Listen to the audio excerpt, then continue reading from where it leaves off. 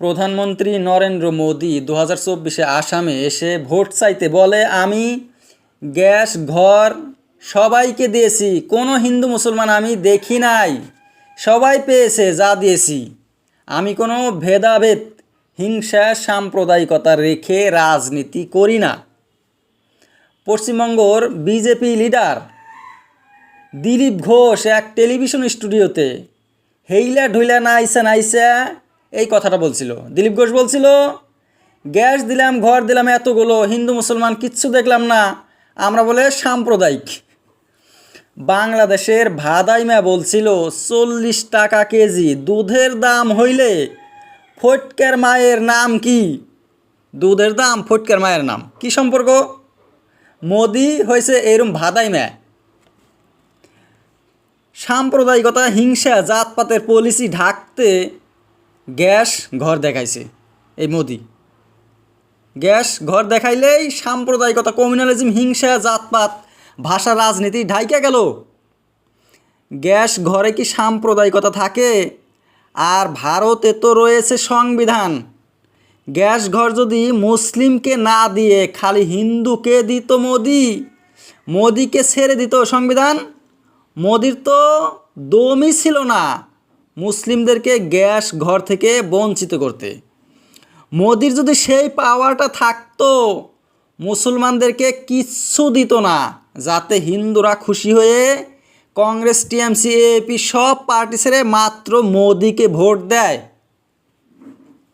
দেখেন, নাগরিকত্ব সংশোধনী আইন সিএএ কি করেছে? মাত্র হিন্দুদেরকে নাগরিকত্ব দিচ্ছে, মুসলমানদেরকে নয়। তো হিন্দুদেরকে দিয়া নাগরিকত্ব মুসলমানদেরকে বঞ্চিত করা, এটা কি ভেদভাব না কি? এটা মুসলিমদের তালাক বন্ধ করেছে মোদি সরকার, কিন্তু হিন্দুদের ডিভোর্স বন্ধ করে নাই। ডিভোর্স কিন্তু চলে আসে। ডিভোর্স তালাক কি আলাদা? তালাক বলে ডিভোর্স করে মুসলমানরা, হিন্দুরা হয়তো বলে না, কিন্তু কাজটা তো ডিভোর্স সেপারেট হয়ে গেল, স্বামী স্ত্রী, কিন্তু বন্ধ করেছে মুসলমানেরটা, হিন্দুদেরটা রেখে দিয়েছে। তো এটা কি ভেদভাব হলো না? এটা না কি অন্য কিছু? মুসলমানদের নামাজ পড়া, হিজাব পরা, গরু খাওয়া বন্ধ করেছে বিজেপি, কিন্তু হিন্দুদের গাহরি খাওয়া, পূজা করা চালু রেখেছে। ভেঙে দিয়েছে, বন্ধ করেছে মাদ্রাসা, বানিয়েছে রাম মন্দির। এগুলো কি ভেদভাব নয়? ভেদভাব ছাড়া এগুলো কি? বিজেপির সব নেতারা মুসলিমকে গালি দেয়, খ্রিস্টানদেরকেও গালি দেয়, কিন্তু হিন্দুদেরকে কোনোদিন গালি দেয়? হিন্দুদেরকে খালি ভালোবেসে থাকে। বিলকিস বানোকে যারা র্যাপ করেছিল, ধর্ষণ করেছিল, তাদেরকে বিজেপি জেল থেকে মুক্তি দিয়েছিল, কারণ বিলকিস বানো ছিল মুসলিম। যদি হিন্দু মেয়ে হইতো বিলকিস বানো, জীবনেও বিজেপি মুক্তি দিত না সেই ধর্ষণকারীদেরকে। কোনো হিন্দু মেয়েকে র্যাপ করেছে এমন কোনো ধর্ষণকারীকে বিজেপি ছেড়ে দিয়েছে? জীবনেও না।